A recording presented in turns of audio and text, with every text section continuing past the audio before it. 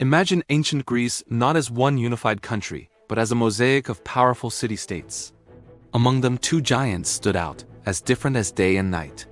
On one side, you have Athens, a beacon of thought, art, and the world's first democracy. It was a bustling hub of philosophers, playwrights, and citizens who debated everything under the sun. On the other side, there was Sparta, a society forged in the fires of military discipline. Spartan life was tough, minimalist, and entirely dedicated to creating the most feared warriors the ancient world had ever seen. Their entire state was a military academy. Naturally, with such contrasting values and ambitions, these two powerhouses were constantly at odds. Athens, with its powerful navy, controlled the seas and built a vibrant economic empire.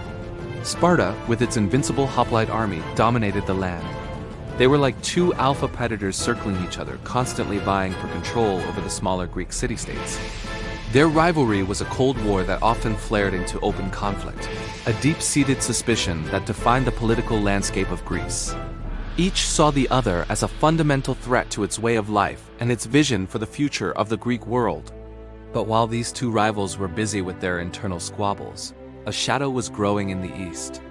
The Persian Empire, the largest and most powerful empire the world had yet known, was expanding. Under rulers like Darius and later Xerxes, this colossal force had swallowed up kingdom after kingdom. And now its gaze was fixed on the small, disunited, but fiercely independent Greek city-states. From the Persian perspective, these Greeks were just a nuisance on the western edge of their vast domain, a territory ripe for conquest. The threat was existential.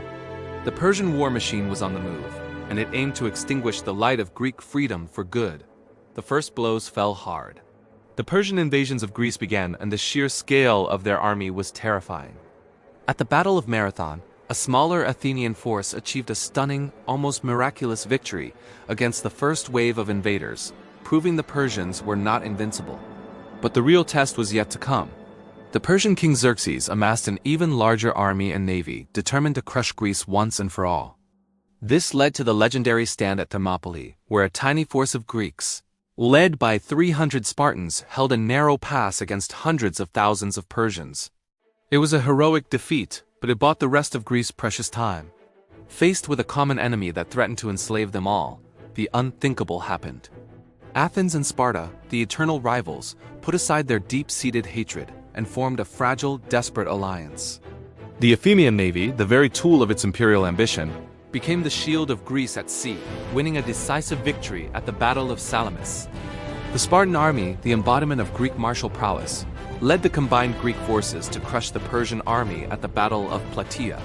It was this temporary, uneasy partnership between democracy and militarism, between sailor and soldier, that ultimately saved Greece. They fought together, not as Athenians or Spartans, but as Greeks, securing a future for the culture, philosophy, and freedom that would go on to shape the entire Western world. Thanks for watching. If you enjoyed this journey back in time, don't forget to like, subscribe, and hit that notification bell for more stories from history. See you in the next one.